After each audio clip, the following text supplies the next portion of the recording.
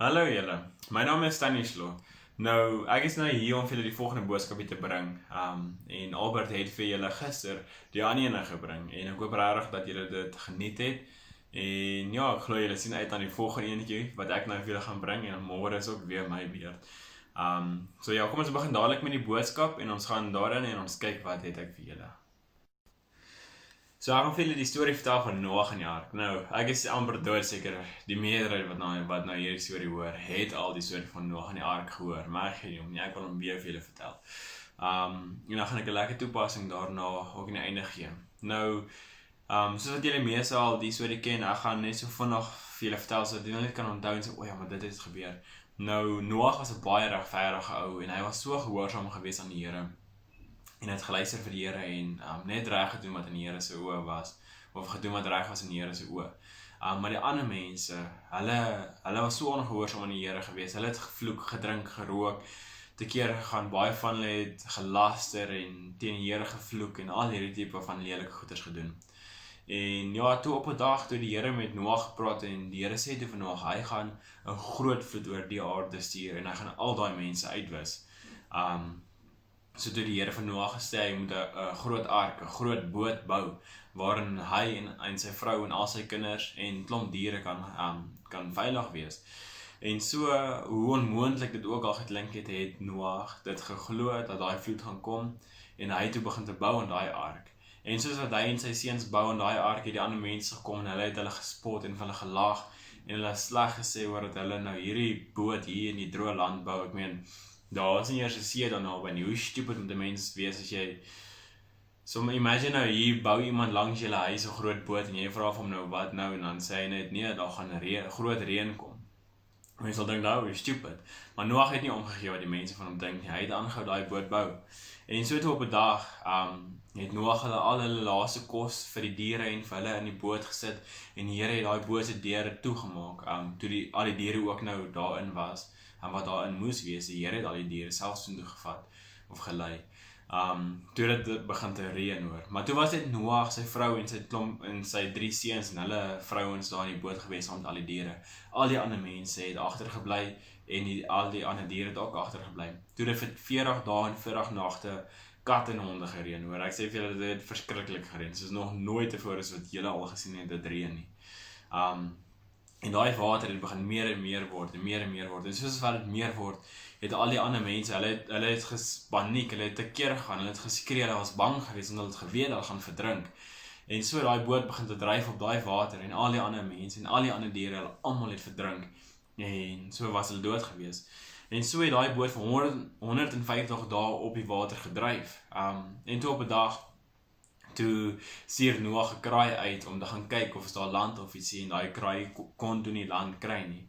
En 'n week later toe stuur die Noag 'n duif uit om te gaan kyk of hy land kan kry. Die duif kon toe nie land kry nie. Hy het toe teruggekom na die boot toe.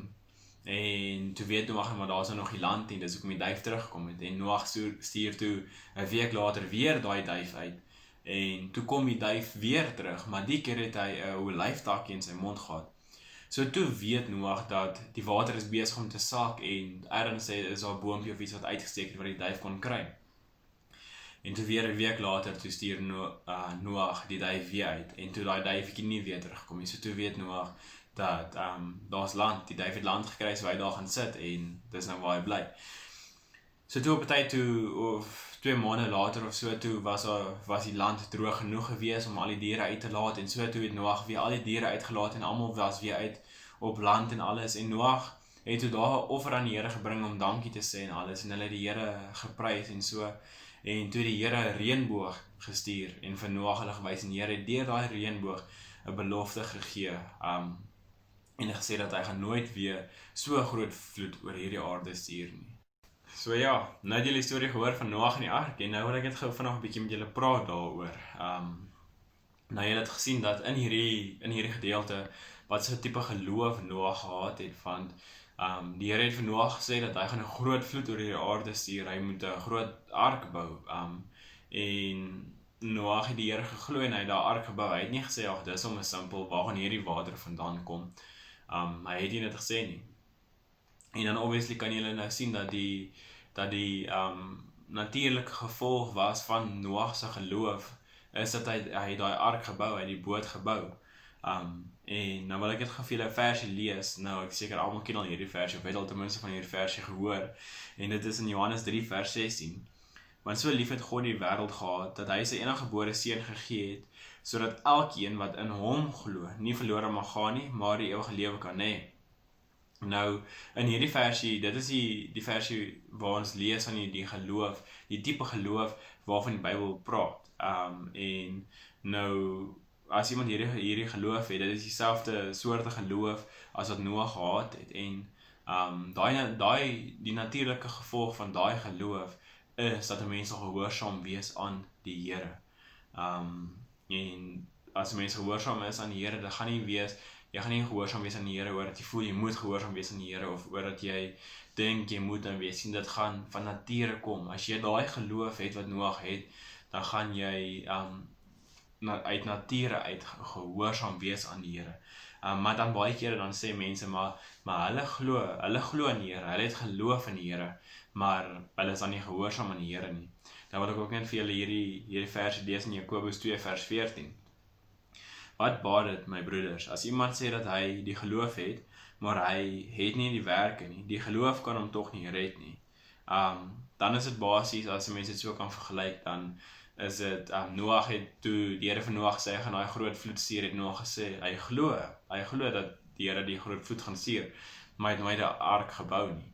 En dit is dan presies wat jy dan sê, as jy sê jy het geloof, maar jy is nie gehoorsaam aan die Here nie, of daar is nie gehoorsaamheid in jou lewe aan die Here nie, dan is dit presies dieselfde wat jy doen. Jy sê, jy glo daar gaan 'n groot vloed kom, maar jy bou nooit daai ark nie.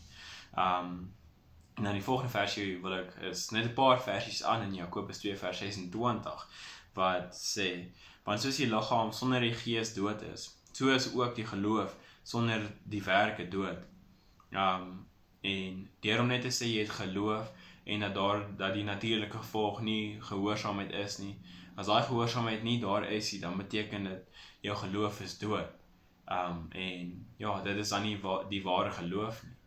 En dit is dan nou my stukkie vir die dag wat ek met julle wil deel. Dan môre gaan ons dan aan met nog 'n stukkie wat ek met julle wil deel. Koninkryk van God, so na die